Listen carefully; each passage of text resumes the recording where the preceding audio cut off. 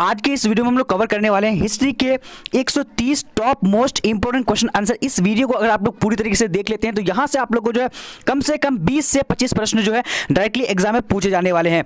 तो इस वीडियो को पूरी तरीके से देखेगा और अगर जिस को पता है तो रिवीजन कर लीजिएगा, और जो अगर नहीं जानते तो वो पूरी तरीके से देख करके आप लोग बताइएगा कितना आंसर आप लोग का सही हुआ है।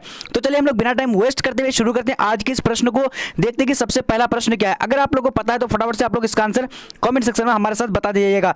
तो सबसे पहला प्रश्न देखिए क्या बोला जाएगा कि आर्यभट्ट कहाँ का निवासी था। तो यहाँ पर एक नंबर का करेक्ट आंसर क्या होगा, जल्दी से बोलेगा। तो यहाँ पर राइट आंसर क्या होगा, पाटलिपुत्र का राइट आंसर का ए नंबर होगा। ठीक है, चलिए अब देखते हैं दूसरा नंबर क्वेश्चन क्या बोला जाएगा कि हड़प्पा सभ्यता की यानी महत्वपूर्ण विशेषता थी, तो क्या थी। तो यहाँ पर राइट आंसर क्या होगा दूसरा नंबर का, तो ए नंबर यानी नगर योजना करेक्ट आंसर हो जाएगा। ठीक है, चलिए अब देखते हैं अगला प्रश्न क्या बोला जा रहा है। तीसरा नंबर कह रहा है कि हड़प्पा सभ्यता का यानी शासन किसके हाथों में था। तो यहाँ पर हमारा तीसरा नंबर का करेक्ट आंसर क्या होगा, जल्दी से बोलेगा। तो यहाँ पर राइट आंसर बी नंबर क्या होगा, व्यापारी करेक्ट आंसर हो जाएगा।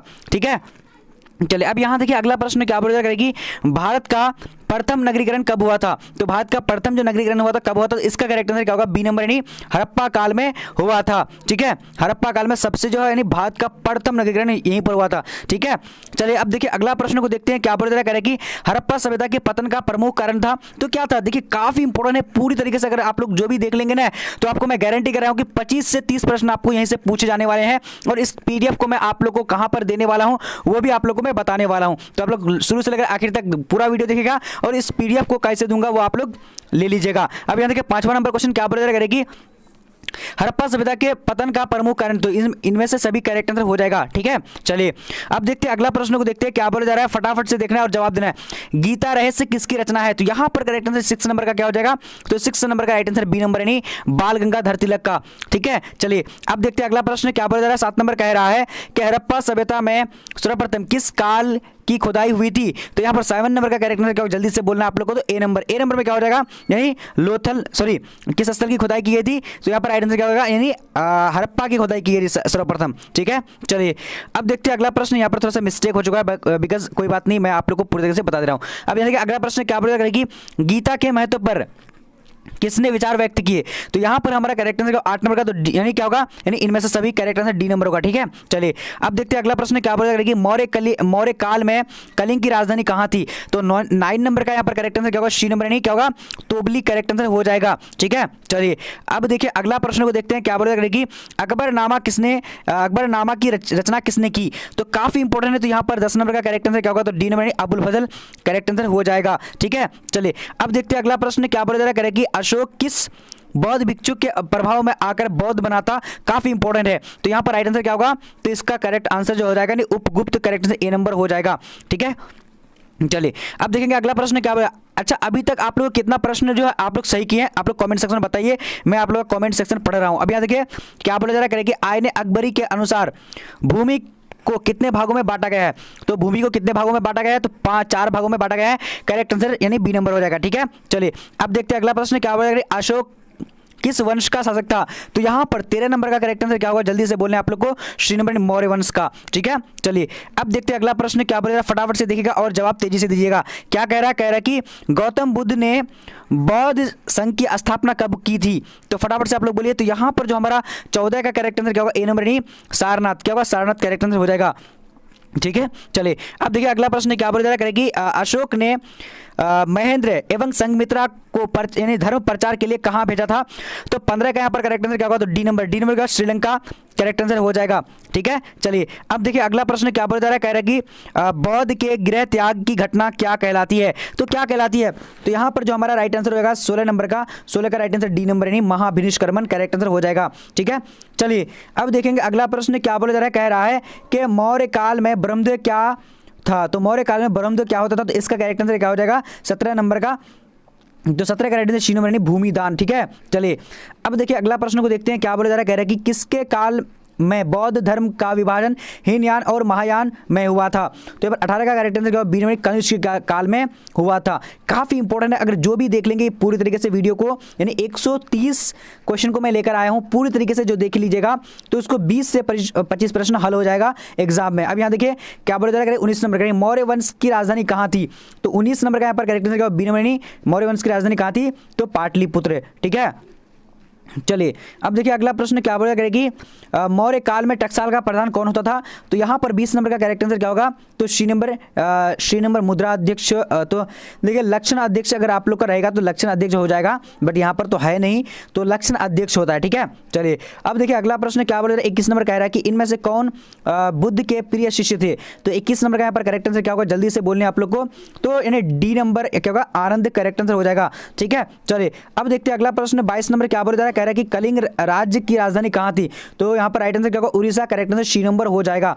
ठीक है, चलिए अब देखिए अगला प्रश्न को देखते हैं क्या बोला जा रहा है, कह रहा है कि त्रिपिटक में कौन सा ग्रंथ आता है?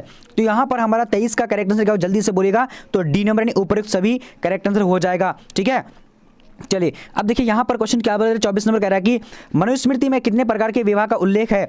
तो 24 का करेक्ट आंसर क्या होगा? तो सी नंबर 8 प्रकार के विवाह का उल्लेख है। ठीक है, चलिए अब देखिए, चलिए अब यहाँ पर देखिए अगला प्रश्न क्या बोल रहा है, प्राचीन भारत का महाकाव्य का नाम है? तो महाकाव्य का नाम क्या है? तो फटाफट से बोलेगा, देखिए रामायण और Mahabharata, correct answer A number होगा। ठीक है, चलिए अब देखिए अगला प्रश्न देखिए क्या बोला जा रहा है, देखिए अगर आप लोग को पूछा जाए कि सबसे प्राचीन महाकाव्य कौन सा है, तो रामायण बोलिएगा, क्योंकि रामायण के बाद ही महाभारत का हुआ था।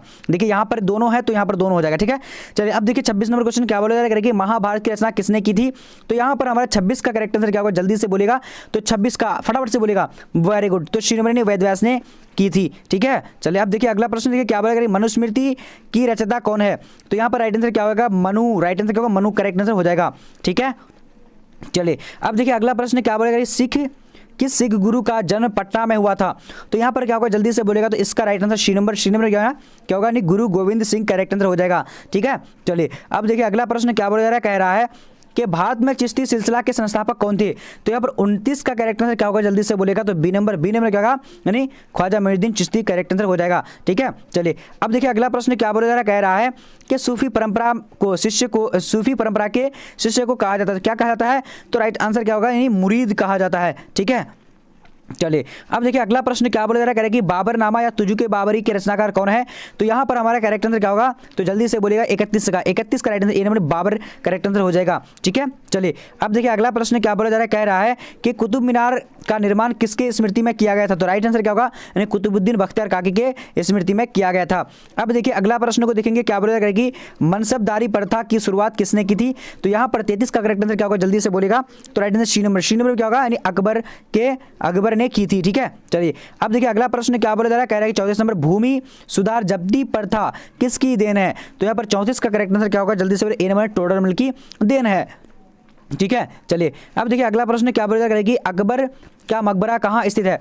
तो अकबर का मकबरा कहाँ स्थित है? तो इसका करेक्ट आंसर क्या होगा? जल्दी से बोलेगा तो यहाँ पर 35 का करेक्ट आंसर जल्दी से आपको जवाब देने, बहुत बढ़िया, तो डी नंबर सिकंदरा में है। ठीक है, चलिए अब देखिए अगला प्रश्न क्या बोला जा रहा है कि किस मुगल बादशाह ने सती प्रथा पर प्रतिबंध लगाया था? तो यहाँ पर यानी 36 का करेक्ट आंसर क्या होगा? ए नंबर यानी अकबर राइट आंसर हो जाएगा। ठीक है, चलिए अब देखिए अगला प्रश्न क्या बोला जा रहा है, कह रहा है कि फतेहपुर सीकरी को राजधानी किसने बनाया था? तो राइट आंसर क्या? Akbar correct answer A number हो जाएगा, सॉरी बी नंबर। अब देखिए अगला प्रश्न देखिए क्या बोला जा रहा है, कह रहा है कि किस मुगल बादशाह ने जरोखा दर्शन की प्रथा शुरुआत की थी? तो यहाँ पर राइट आंसर 38 नंबर का बी नंबर में क्या होगा? अकबर ने की थी। ठीक है, चलिए अब देखिए अगला प्रश्न क्या बोला जा रहा है कि किस मुगल बादशाह ने संगीत पर प्रतिबंध लगाया था? तो यहाँ पर 39 का करेक्ट आंसर क्या होगा? तो डी नंबर क्या होगा? औरंगजेब करेक्ट आंसर हो जाएगा। ठीक है, चलिए अब देखिए अगला प्रश्न क्या बोला जा रहा है, कह रहा है कि हम्पी नगर किस राज्य से संबंधित है? काफी इंपॉर्टेंट है, तो 40 का करेक्ट आंसर यहाँ पर डी नंबर होगा, विजयनगर साम्राज्य से। मैं जैसा कि आप सभी को बता चुका हूं कि देखिए अगर जो भी पूरी तरीके से 130 क्वेश्चन को पढ़ लेंगे तो 100% में से आपको 25 से 30 क्वेश्चन डायरेक्टली यहीं से मिल जाएगा आप लोगों को। अब देखिए क्या बोला कि विजयनगर की यात्रा पर आने वाला पहला विदेशी कौन था? तो यहाँ पर क्या होगा? 41 का करेक्ट आंसर ए नंबर निकोली कोंटी करेक्ट आंसर हो जाएगा। अब देखेंगे, चलिए तो यहाँ पर आ चुके क्वेश्चन नंबर 42 क्या बोला जा रहा है कि महाभारत की रचना किसने की थी? तो 42 नंबर का राइट आंसर क्या होगा? तो ए नंबर नहीं, वेदव्यास ने की थी। ठीक है, चलिए अब देखिए अगला प्रश्न क्या बोला जा रहा है कि महाभारत की रचना किस भाषा में हुई थी? तो 43 का करेक्ट आंसर क्या होगा? बी नंबर क्या होगा? नहीं, संस्कृत में हुई थी। ठीक है, चलिए अब देखिए अगला प्रश्न क्या बोला जा रहा है कि मनुस्मृति की रचना कौन है? तो मनुस्मृति की रचना क्या होगा? तो मनु करेक्ट आंसर हो जाएगा। ठीक है, चलिए ये दोबारा रिपीट हुआ है बट कोई बात नहीं, जो क्वेश्चन अगर रिपीट हो रहा है तो बहुत ज़्यादा इंपॉर्टेंट है, इसलिए रिपीट हुआ है। अब देखिए रामायण किसकी रचना है? तो रामायण जो राइट आंसर क्या होगा? वाल्मीकि की करेक्ट आंसर यहाँ पर क्या हो जाएगा? 45 नंबर का डी नंबर। ठीक है, चलिए अब देखिए अगला प्रश्न देखिए क्या बोला जा रहा है कि महाभारत का प्रथम अंग्रेजी अनुवाद किसने की थी? तो यहाँ पर राइट आंसर क्या होगा, जल्दी से बोलेगा। तो 46 का correct answer B number Mohan ने की थी। ठीक है, चलिए अब देखिए अगला प्रश्न को देखते हैं क्या बोला जा रहा है। कह रहा है कि महाभारत में कितने प्रकार की विवाह का उल्लेख है? तो कितने प्रकार का? 8 प्रकार का विवाह का उल्लेख है। ठीक है, ये भी क्वेश्चन दोबारा रिपीट हुआ है बट कोई बात नहीं। अब देखिए अगला प्रश्न देखिए क्या बोला जा रहा है। कह रहा है कि महाभारत का युद्ध कितने दिनों तक चला? तो यहाँ पर 48 का करेक्ट आंसर क्या होगा, तो बी नंबर यानी 18 दिनों तक चला था। ठीक है, काफी इंपॉर्टेंट प्रश्न है, सभी तरह पूरी तरीके से आप लोग देख लीजिएगा। अब देखिए अगला प्रश्न क्या बोला जा रहा है कि कुरु वंश की राजधानी कहाँ थी?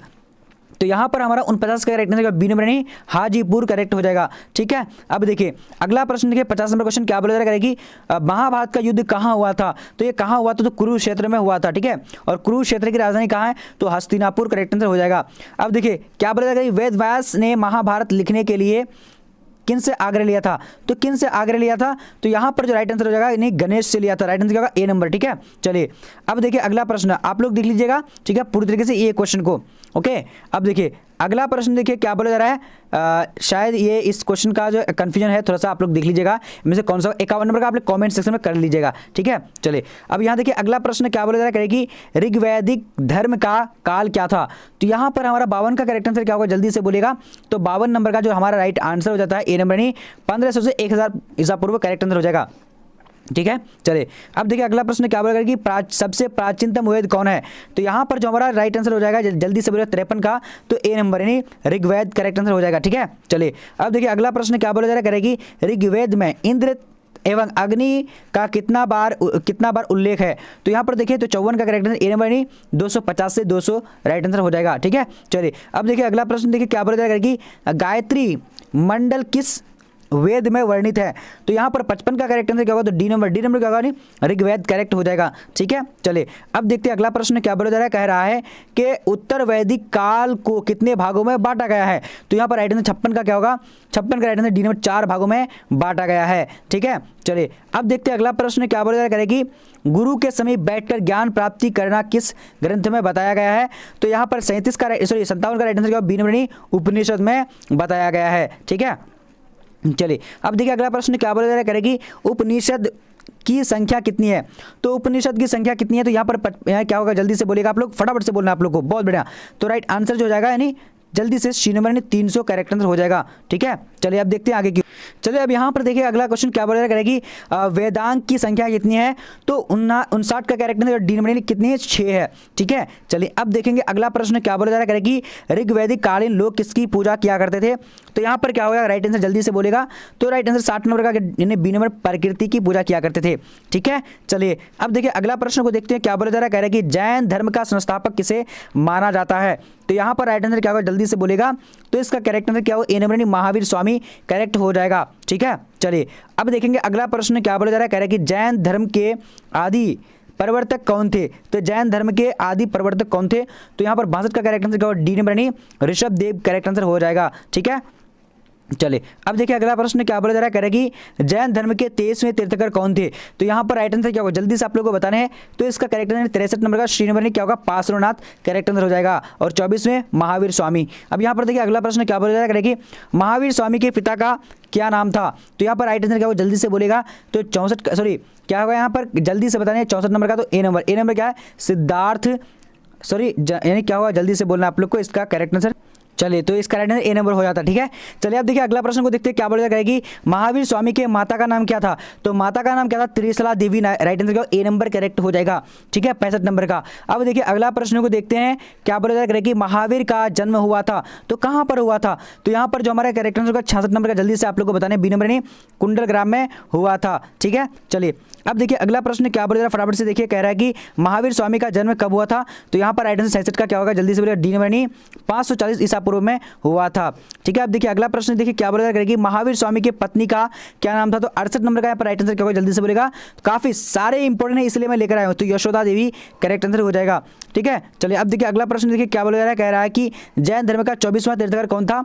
तो राइट आंसर यहाँ पर क्या होगा, तो महावीर स्वामी करेक्ट हो जाएगा। ठीक है, अब देखिए अगला प्रश्न क्या बोला जा रहा है कि महावीर स्वामी का निधन कहाँ हुआ था? तो महावीर स्वामी का निधन जो हुआ था कहाँ पर हुआ था? तो 70 का यहाँ पर करेक्ट आंसर क्या होगा, जल्दी से बोलेगा। तो इसका ए नंबर में क्या हो जाएगा, यानी क्या है, पावापुरी में हुआ था। ठीक है, चलिए अब देखिए अगला प्रश्न को देखते हैं क्या बोला जाएगा कि जैन धर्म के कितने महारथ थे। तो यहाँ पर राइट आंसर क्या होगा, जल्दी से बोलेगा महावरत। तो यहाँ पर 71 का करेक्ट आंसर नंबर 5 महावरत थे। ठीक है, चलिए अब देखिए अगला प्रश्न को देखते हैं क्या बोला जाएगा, महावीर स्वामी के त्रिरत्न का क्या नाम था। तो यहाँ पर राइट आंसर क्या होगा 72 नंबर का, तो डी नंबर नहीं, यानी इनमें से सभी करेक्ट आंसर हो जाएगा। ठीक है, चलिए अब देखिए अगला प्रश्न क्या बोला जाएगा कि दिगंबर एवं श्वेतांबर किस धर्म से संबंधित है। तो यहाँ पर 73 का करेक्ट आंसर क्या होगा, बी नंबर नहीं, जैन धर्म से राइट आंसर हो जाएगा। ठीक है, चलिए अब देखिए अगला प्रश्न क्या बोला जा रहा है, कह रहे कि जैन धर्म को कितने भागों में बांटा गया है। तो यहाँ पर 74 का करेक्ट आंसर क्या होगा, तो डी नंबर क्या होगा, यानी 2 भागों में बांटा गया है। ठीक है, अब देखिए अगला प्रश्न को देखते हैं 75 नंबर क्वेश्चन क्या बोला करेगी, दिगंबर का नेतृत्व किसने किया था।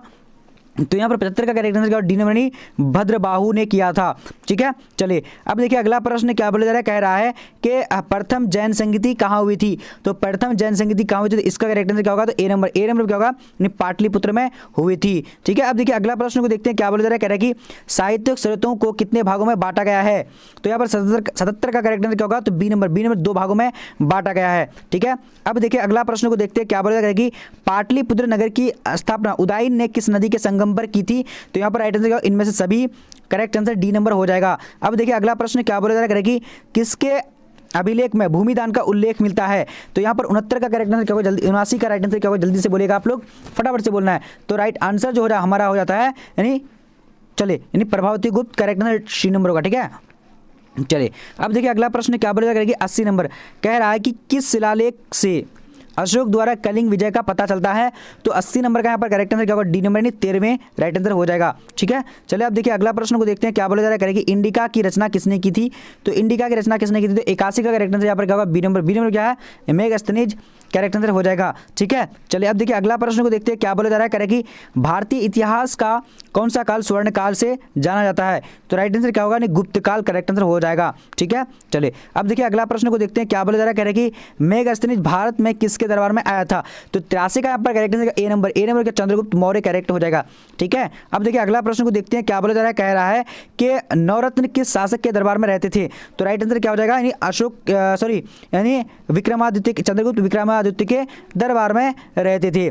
ठीक है, चलिए 84 का राइट आंसर हम लोग देख लिए। अब देखिए अगला प्रश्न को देखते हैं क्या बोला जा रहा है, कह रहा है कि प्राचीन भारत में अभिलेख की शुरुआत किस शासक ने की थी।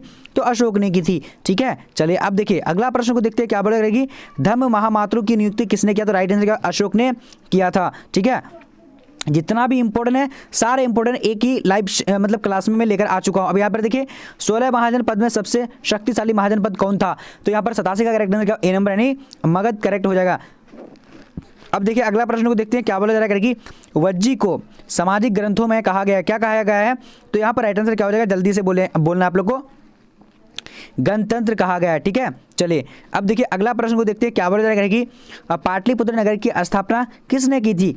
तो राइट आंसर क्या हो जाएगा, तो जल्दी से आप लोग को जवाब देने हैं। तो इसका राइट आंसर सी नंबर का उदयभद्र द्वारा, करेक्ट आंसर हो जाएगा। ठीक है, अब देखिए अगला प्रश्न क्या बोला जा रहा है कि भारत का नेपोलियन किसे कहा जाता है। तो भारत का नेपोलियन जो कहा था वो किसको कहा था। तो 90 number right answer B number का समुद्रगुप्त को कहा जाता है। ठीक है, अब देखिए अगला प्रश्न को देखते हैं क्या बोला जा रहा है कि मेगास्थनीज कौन था। तो मेगास्थनीज कौन था, तो 91 का राइट आंसर का सी नंबर क्या होगा, राजदूत, करेक्ट आंसर हो जाएगा। ठीक है, अब देखिए अगला प्रश्न देखिए क्या बोला जा रहा है, जीवक वैद किस काल में था। तो राइट आंसर 92 का क्या हो जाएगा, सी नंबर में क्या है, हरियक। ठीक है, चलिए हरियक वंश का था। अब देखिए अगला प्रश्न देखिए क्या बोला जाएगा कि भूमि अनुदान से संबंधित प्रथम अभिलेखीय प्रमाण किसका है। तो यहाँ पर राइट आंसर क्या होगा, 93 का बी नंबर सातवाहन काल का होगा। ठीक है, चलिए अब देखिए अगला प्रश्न देखिए क्या बोला जाएगा कि पर्याग प्रस्ती की रचना किसने की थी। तो यहाँ पर 94 का करेक्ट आंसर क्या होगा, सी नंबर क्या है, यानी हरिसेन ने की थी। ठीक है, चलिए अब देखिए अगला प्रश्न देखिए क्या बोला जाएगा, अशोक किस वंश का शासक था। तो राइट आंसर मौर्य वंश का शासक था। काफी इजी क्वेश्चन है। अब देखिए अगला प्रश्न देखिए क्या बोला जाएगा कि समुद्रगुप्त की जानकारी होती है तो किससे होती है। तो 96 का करेक्ट आंसर बी नंबर का, पर्याग प्रस्ती, क्या होगा, पर्याग प्रस्ती से मिलती है। ठीक है, अब देखिए अगला प्रश्न देखिए क्या बोला जा रहा है, करेगी अभिज्ञान शकुंतलम के रचनाकार है। तो कौन है। तो यहाँ पर 97 का करेक्ट आंसर क्या होगा, ए नंबर नहीं, कालिदास, करेक्ट आंसर हो जाएगा। ठीक है, चलिए अब देखिए अगला प्रश्न क्या बोला जा रहा है, करेगी किस शासक को प्रियदर्शी कहा जाता है या फिर कहा गया है। तो 98 का करेक्ट आंसर क्या होगा, ए नंबर में क्या होगा, अशोक को कहा गया है। ठीक है, चलिए अब देखिए अगला प्रश्न देखिए क्या बोला जा रहा है, मौर्य काल के टकसाल का प्रधान कौन था। तो यहाँ पर जल्दी से 99 का जवाब देना। तो 99 का करेक्ट आंसर क्या होगा, लक्षण अध्यक्ष, करेक्ट आंसर हो जाएगा। ठीक है, चलिए जी बिल्कुल, ये मैं आप लोगों को पहले ही बता चुका था, ये भी रिपीटेड क्वेश्चन है, कोई बात नहीं, रिपीटेड क्वेश्चन इंपॉर्टेंट होता है। अब देखिए अर्थशास्त्र एवं इंडिका इन राजवंश के बारे में जानकारी मिलती है? तो 100 नंबर का करेक्ट आंसर क्या होगा? ए नंबर मौर्य वंश की जानकारी मिलती है। ठीक है, अब देखिए 101 नंबर, हम लोग 130 क्वेश्चन को कवर करेंगे ना, इसलिए 101 है ये। पुराणों की संख्या कितनी? तो पुराणों की संख्या जो राइट आंसर क्या होगा? इन्हीं बी नंबर 18 है। ठीक है, अब देखिए अगला प्रश्न देखिए क्या बोला जा रहा है, कह रहे कि जनपद का शाब्दिक अर्थ है। तो जनपद का शाब्दिक अर्थ क्या होता है? तो जल्दी से आप लोग को बताने हैं। तो यहाँ पर जहाँ लोग रहते हैं, जहाँ लोग अपना घर बनाते हैं, करेक्ट आंसर यहाँ पर ए नंबर हो जाएगा। ठीक है, चलिए अब देखिए आगे क्वेश्चन क्या बोल रहे हैं, फटाफट से आप लोगों को देखना है। कह रहे कि तक्षशिला विश्वविद्यालय कहाँ है? तो तक्षशिला विश्वविद्यालय जो है यह कहाँ पर है? तो इसका करेक्ट आंसर पाकिस्तान में है। राइट आंसर क्या हो जाएगा? तो ए नंबर। ठीक है, जल्दी से आपको इसका आंसर बताने हैं अगर आप लोग को भी पता है तो। ठीक है, चलिए बहुत बढ़िया, आप लोग का भी सही आंसर आज। सॉरी, ये तक्षशिला जो है विश्वविद्यालय कहाँ पर है? तो मुझे लगता है पाकिस्तान में नहीं, हाँ पाकिस्तान में नहीं होगा, शायद बांग्लादेश में होना चाहिए। सॉरी, हाँ जी बिल्कुल ठीक है। अब देखिए अगला प्रश्न देखिए क्या बोला करेगी, कनिष्क का राजरोहण कब हुआ? तो कनिष्क का राजरोहण कब हुआ? तो इसका राइट आंसर क्या होगा? 104 नंबर का बी नंबर 78 ईसा पूर्व में हुआ था। ठीक है, चलिए अब देखिए अगला प्रश्न क्या बोला करेगी, धम्म की शुरुआत किसने की थी? तो यहाँ पर राइट आंसर अशोक ने की थी। काफी बार हम लोग पढ़ चुके हैं, काफी इंपॉर्टेंट है इसीलिए। अब देखिए अगला प्रश्न क्या बोला करेगी, फूट डालकर विजय प्राप्त करने प्रथम किस राजा ने किया था? तो यहाँ पर राइट आंसर क्या हो जाएगा? अजात शत्रु ने किया था। करेक्ट आंसर ए नंबर होगा। ठीक है, चलिए अब देखिए अगला प्रश्न क्या बोला जा रहा है, कह रहा है कि अपने स्वयं के खर्चे से सुदर्शन झील की मरम्मत कराई थी। तो किसने कराई थी? तो यहाँ पर 107 का करेक्ट आंसर सी नंबर का यानी रुद्र दामन करेक्ट आंसर हो जाएगा। ठीक है, चलिए अब देखिए अगला प्रश्न क्या बोला जा रहा है, करेगी यूरोप का समुद्रगुप्त कौन है? तो नेपोलियन को कहा जाता है। ठीक है, चलिए अब देखिए अगला प्रश्न क्या बोला जा रहा है, कह रहा है कि 510 ईस्वी में सती प्रथा के साक्ष्य वाला प्रथम अभिलेख कहाँ मिलता है? तो यहाँ पर राइट आंसर क्या होगा? जल्दी से बोले 109 नंबर का, 109 नंबर का एरन यानी सागर में मिलता है। ठीक है, अब देखिए अगला प्रश्न देखिए क्या बोला जा रहा है, कह रहे कि मौर्य काल में मौर्य कला के निम्न में कौन सर्वाधिक महत्वपूर्ण नमूना है? तो राइट आंसर 110 का क्या होगा? यानी डी नंबर यानी स्तंभ करेक्ट आंसर हो जाएगा। ठीक है, चलिए अब देखिए अगला प्रश्न देखिए क्या बोला जा रहा है, कह रहा है कि एकदम फटाफट से आप लोग को 110 का जवाब देना है। तो यहाँ पर क्या होगा? जल्दी से बोलेगा। तो इसका करेक्ट यानी गुप्त काल के चीनी यात्री भारत है। तो कौन आया था? तो 111 का right answer B number Fahien आया था। ठीक है, चलिए अब देखिए अगला प्रश्न क्या बोला है, 112 नंबर कह रहा है कि कैटिले की कीर्ति है। तो कैटिले की कीर्ति जो है यहाँ पर राइट आंसर अर्थशास्त्र करेक्ट आंसर हो जाएगा। ठीक है, अब देखिए अगला प्रश्न को देखते हैं क्या बोला जा रहा है, कह रहे पाटलिपुत्र की स्थापना किसने की थी? तो राइट आंसर क्या? उदयन ने की थी। करेक्ट आंसर क्या होगा? यानी बी नंबर। ठीक है, चलिए अब देखते हैं अगला प्रश्न क्या बोला, पतंजलि के महाभाष्य से किसकी जानकारी मिलती है? तो गुप्त काल की। राइट आंसर क्या होगा? सॉरी गुप्त काल की होगा 114 का राइट आंसर का ए नंबर मौर्य काल की मिलती है। ठीक है, अब देखिए अगला प्रश्न देखिए क्या बोला जा रहा है, कह रहा है कि एलोरा में कैलाश मंदिर किस राजवंश से निर्मित किया है? किस राजवंश ने निर्मित किया? तो यहाँ पर राइट आंसर क्या? Rashtrakuta. Correct answer D number होगा। ठीक है, चलिए अब देखिए अगला प्रश्न क्या बोला, 5 चिन्ह वाले सिक्के बने होते थे। तो किसके बने होते थे? तो 116 का करेक्ट आंसर जल्दी से आप लोग को बताने हैं। तो यहाँ पर दोनों होना चाहिए, यानी सोने और चांदी के दोनों होगा। ठीक है, तो करेक्ट आंसर जल्दी से आप लोग को 116 का बताने हैं, तो डी नंबर ही होगा। ठीक है, चलिए अब देखिए अगला प्रश्न को देखते हैं क्या बोला जाएगा कि फाहियान किसके शासनकाल में भारत आया? तो यहाँ पर राइट आंसर क्या होगा? जल्दी से बोलना है आप लोग को। तो 117 का राइट आंसर श्रीमंत चंद्रगुप्त द्वितीय के दरबार में आया था। ठीक है, चलिए अब देखिए अगला प्रश्न क्या बोलेगा कि मौर्य वंश का प्रथम शासक कौन था? तो चंद्रगुप्त मौर्य।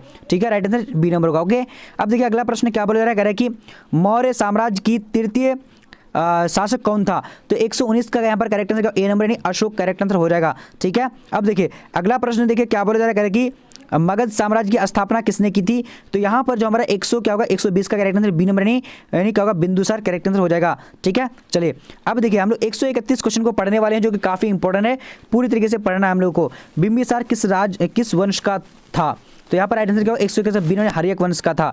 ठीक है, अब देखिए अगला प्रश्न देखिए क्या बोलेगा, बिंबिसार ने अपनी राजधानी कहाँ बनाई थी? तो यहाँ पर राइट आंसर क्या होगा? यानी ए नंबर राजगृह बनाई थी। ठीक है, चलिए अब देखिए अगला प्रश्न को देखते हैं क्या बोलेगा, कि बिंबिसार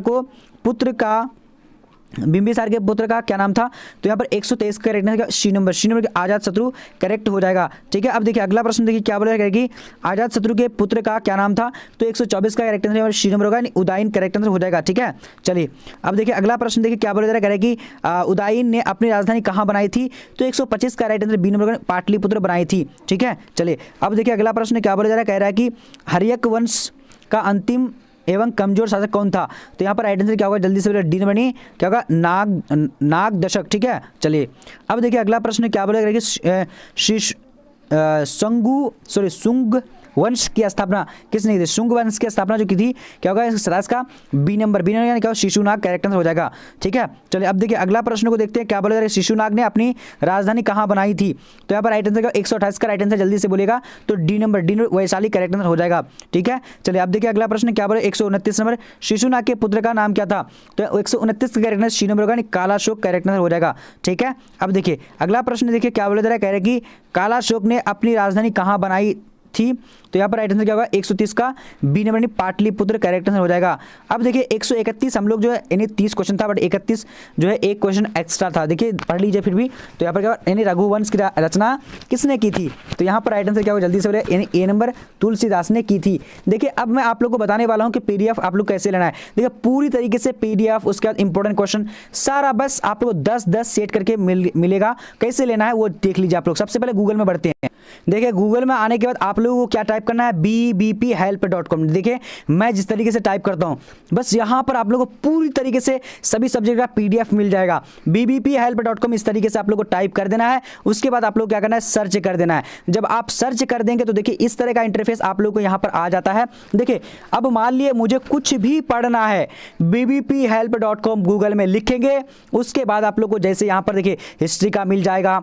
देखिए मैं एक बार डेमो करके बताऊंगा। उसके बाद आप लोग को यानी ऑब्जेक्टिव क्वेश्चन हिंदी का, सब्जेक्टिव भी मिल जाएगा। उसका देखिए ज्योग्राफी का मिल जाएगा, पॉलिटिकल साइंस का मिल जाएगा, इंग्लिश का मिल जाएगा, साइकोलॉजी का मिल जाएगा, होम साइंस का मिल जाएगा, सोशियोलॉजी का, उर्दू का, इकोनॉमिक्स का, म्यूजिक का। उसके ऑनलाइन टेस्ट के लिए अब यहाँ से क्लिक कर सकते हैं, यहाँ पर ऑनलाइन टेस्ट के लिए यहाँ पर क्लिक कर सकते हैं। जैसे अब मुझे क्या पढ़ना है, मुझे पढ़ना है हिस्ट्री पढ़ना है या फिर देखिए साइकोलॉजी या कुछ भी पढ़ना है, तो जहाँ पर है ऑब्जेक्ट हिंदी पढ़ना तो हिंदी में क्लिक करेंगे।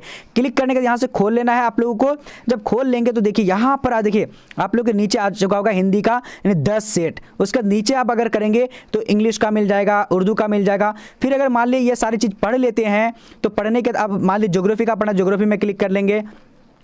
किसी भी सब्जेक्ट में यानी किसी भी सब्जेक्ट को पढ़ना है तो किसी भी सब्जेक्ट में क्लिक कर देंगे, डायरेक्टली आपको नीचे यहाँ पर इंटरफेस इस तरह का मिल जाएगा। जैसे ज्योग्राफी का पढ़ना है तो ज्योग्राफी में क्लिक करें, आ गया। यहाँ से आप लोग क्लिक करके देखिए अगर मान लें यानी सेट 4 को पढ़ना है तो सेट 4 को क्लिक करके देखिए यहाँ पर आप लोग क्वेश्चन मिल जाता है, इसका आंसर भी मिल जाता है। जब आप ये सारा पढ़ लेंगे, पढ़ने के बाद अगर आप लोग को लगेगा कि मैं दूसरा मॉडल पेपर को पढ़ूँ तो यहाँ पर आप लोग को डायरेक्टली क्या करना है, क्लिक कर देना। ठीक है, कहाँ पर क्लिक करेंगे, दूसरा मॉडल पेपर क्लिक कर देंगे। जब क्लिक करेंगे तो यहाँ पर आप लोग को दूसरा मॉडल पेपर मिल जाएगा। ठीक है, तो इस तरीके से आप लोग यहाँ से पढ़ सकते हैं और कोई भी सब्जेक्ट आपको मिल जाएगा। और बाकी अगर आप लोग ऑनलाइन टेस्ट के लिए तो नीचे यहाँ पर आप लोग को दिया हुआ है, ऑनलाइन टेस्ट भी दे सकते हैं। जब आपको पढ़ लेंगे, पढ़ने के बाद अगर आप लोग के सामने इस तरह का इंटरफेस आ जाएगा यानी ऐड वगैरह आएगा, इस तरह का ऐड आएगा या फिर किसी तरह का पर कुछ लिखा हुआ आ जाएगा यहाँ पर देखिए इस तरह का, तो आप लोग एक बार क्लिक जरूर करके लाइक जरूर करिएगा। जैसे यहाँ पर है इंस्टॉल, तो एक बार क्लिक करके इंस्टॉल तो नहीं करना है, बस क्लिक करके आप लोग को बाहर आ जाना है, लाइक कर देना है। ठीक है, तो चलिए आज का लाइव और वीडियो इतना था, तब तक के लिए जय हिंद, मिलते हैं अगले वीडियो में।